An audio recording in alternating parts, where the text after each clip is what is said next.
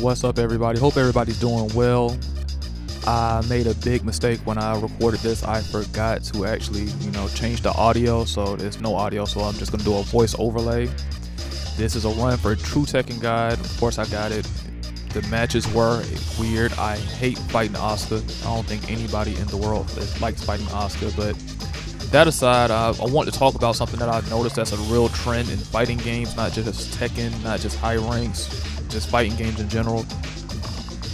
And that's the fact that everybody wants to be good, but nobody wants to fight competition. I noticed that when I'm playing Tekken God ranks, even at Emperor ranks, that nobody wants to stay in fight. And I understand that Tekken 7 is at the end of its life cycle. Tekken 8 will be coming out in less than 3 weeks. And I really hope that Harada and the devs, they decide to make or implement systems that punish people for plugging, rage quitting. I think they nipped the cherry picking in the butt, considering that it's probably going to be 2 out of 3 or 3 out of 5 system when it comes to ranked match, which I actually prefer. It gives you just enough time to actually try to adapt to your opponent. And if you can't do that within that time, you just got to get better at that skill. So I'm perfectly fine with that. But yes, everybody, when it comes down to Tekken 8, they say they want this, they want nerfs, they want buffs, they want certain stages, they want certain cosmetics, they want different aesthetics, they want, tone down the heat system, which I totally agree.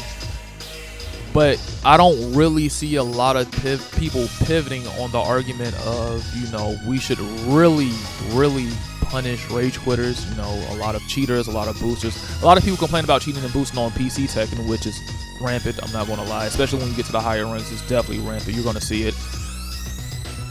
But nobody talks about the rage quitting, especially in Tekken 7, how busted the rank system is.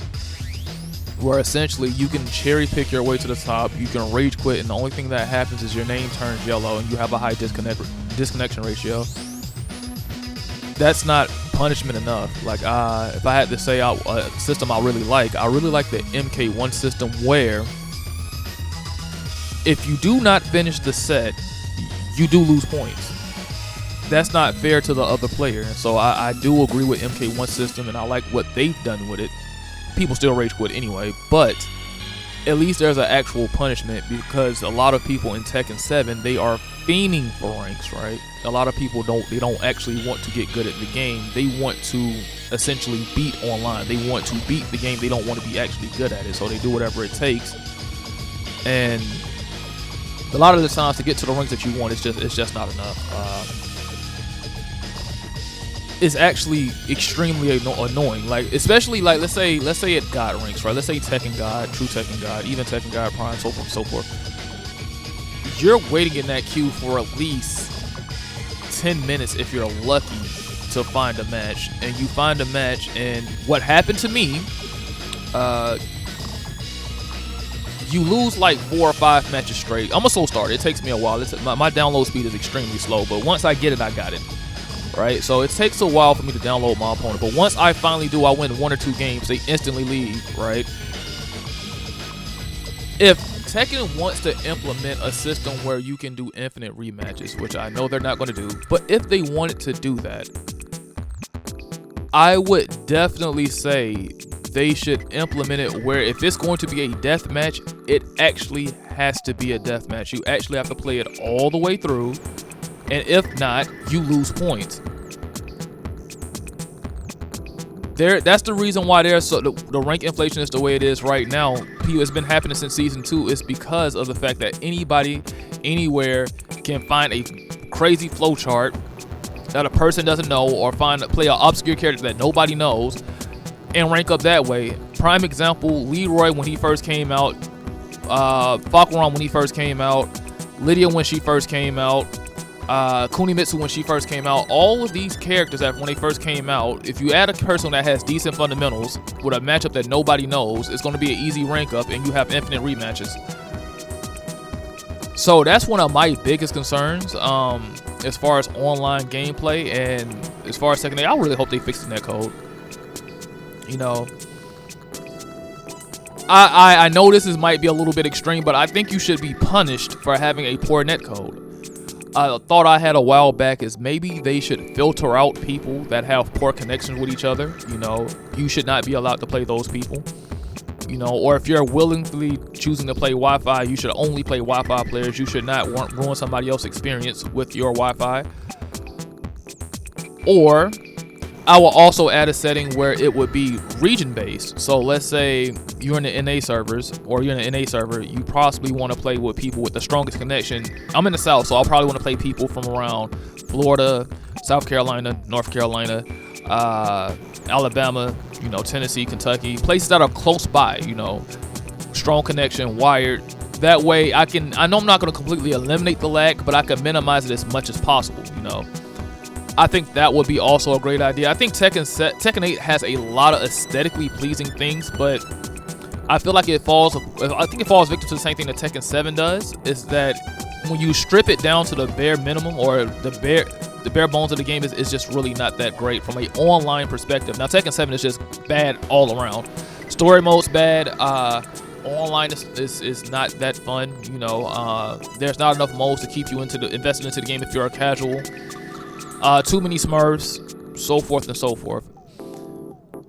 As far as another thing I would like for them to do with rank is,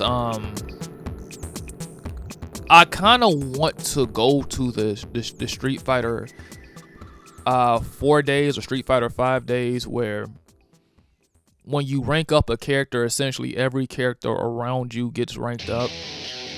I'm not really fond on beating the crap out of scrubs, or people beating the crap out of scrubs to rank up again, or gatekeeping scrubs, or, you know, things of that. I'm not really a huge fan of that. I'm like, let the scrubs fight each other. Let them actually play somebody that's at their actual skill level.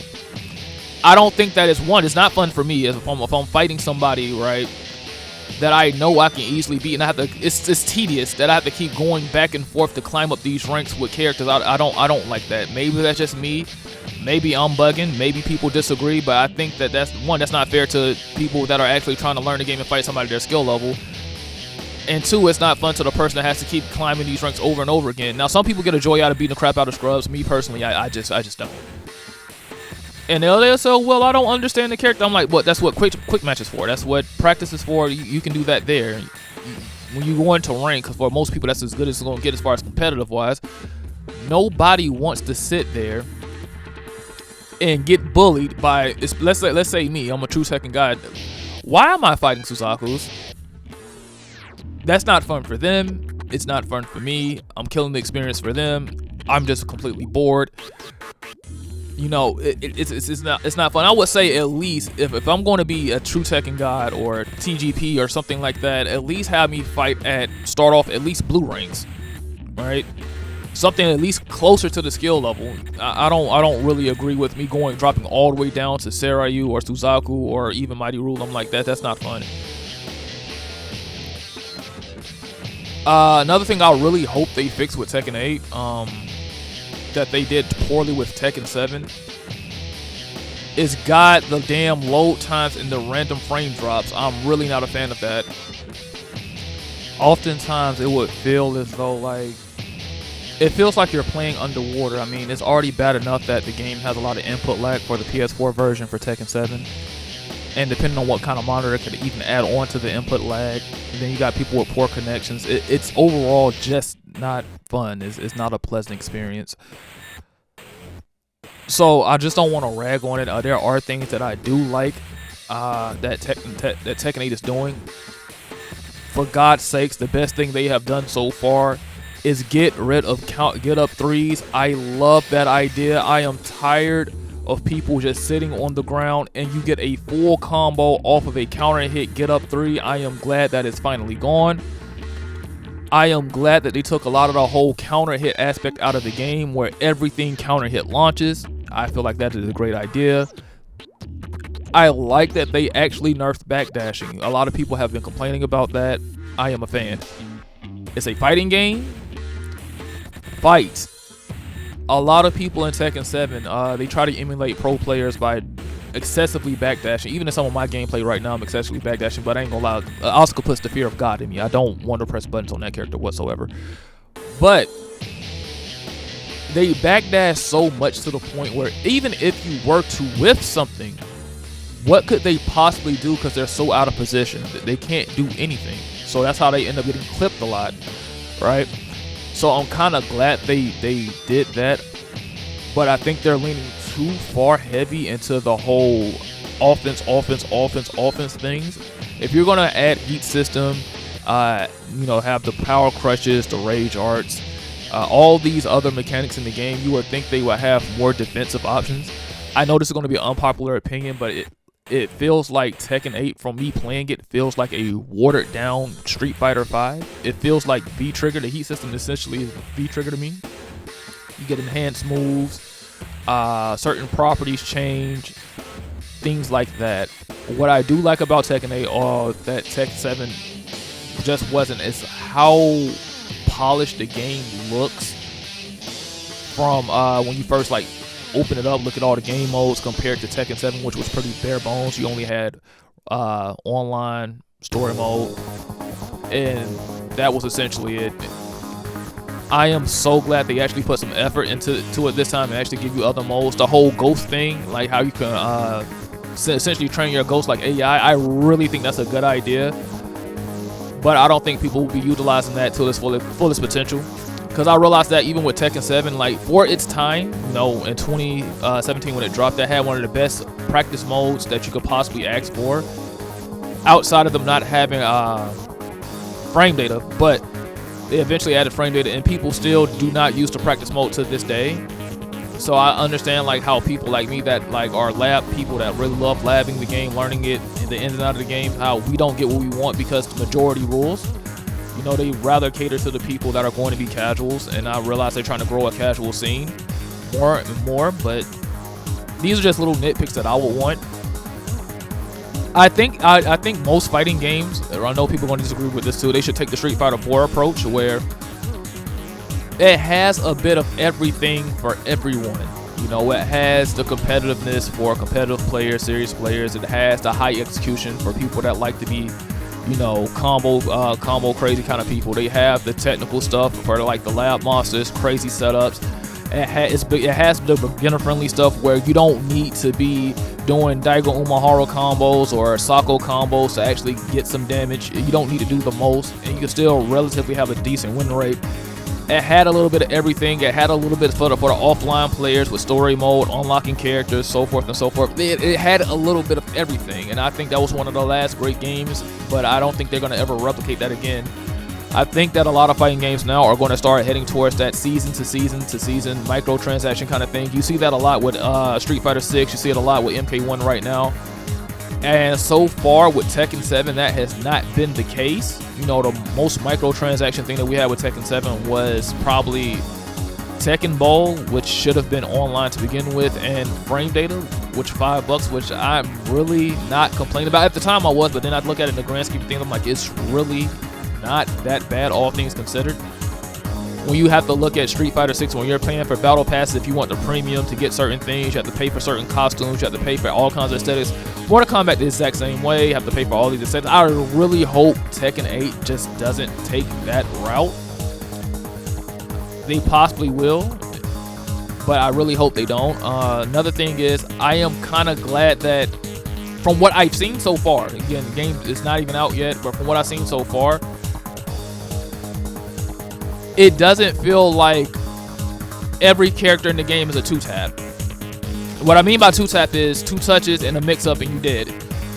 In Tekken 7's lifespan, every character in the game essentially is a 2-tap. If they touch you twice, that's game. And it seems as though, from my perspective is as if they nerfed launchers a bit. Not everything fucking launches. I know I said that earlier with the counter hits, but one of the biggest things I wanted with Tekken 8, and I know they're not going to do this because a lot of people are going to get mad, is I say that down forward 2s, traditional down forward 2s like Laws, definitely Paul's, characters like Josie, those should be -10 to -12, depending if it has high crushing properties. And hop kicks in general should be -15. They should be -15. There's no way where you have a move that has low crushing properties, and the only thing you get is a 13 frame punish. The same thing with the rage arts. That should be launch punish every single time for all casts. But you know, that's something they didn't do that I really don't care for. With the heat system, that is another knock I just don't like, is the fact that it's like playing Russian roulette. It's forced mix-ups. Even if you block it, you're still forced. I think it's like some kind of heat engager thing. Even if you block it, you're still in a forced 50-50 situation. Not every single time, but from what I've seen, because I haven't had like true access to the game, I don't have the practice mode, all that. It seems like forced 50-50s. I'm not a big fan of that. Maybe it's because I'm more of a defensive-oriented person. I like to see how. I'm not a fan. Okay, I'll put it like this. The way I look at fighting games is the way I look at boxing, right?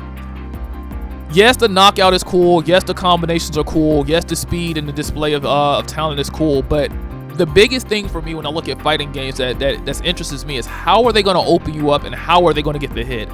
That is way more important and more fun for me to watch than the actual combos itself, because a lot of the combos in Tekken 7 and fighting games in general are very stale, very generic. It's the same thing over and over again, same combo routes. But how you get the hit, to me, is the most impressive thing. And I don't think that most casual audiences that watch fighting games, they don't care about that. They see cool combo, they're like, okay, well, that was a nice combo. That I want to see more of that. I want to see more rush down. I want to see perfects. I want to see pop-offs. And don't get me wrong, everything has its place, but for me, that's what gets my blood pumping when I see a good match, when I see the spacing properly, and I see like little small things to open somebody up over time, you know, the mental stacking, things like that. That's what I like to see, you know, and I know everybody doesn't share my viewpoint, but for the few people that do, I really do appreciate that. But I'm going to go ahead and wrap up my little rant here because I know I'm all over the place. So enjoy the Tekken God promotion, or True Tekken God promotion, and I'll catch you guys next time, and peace.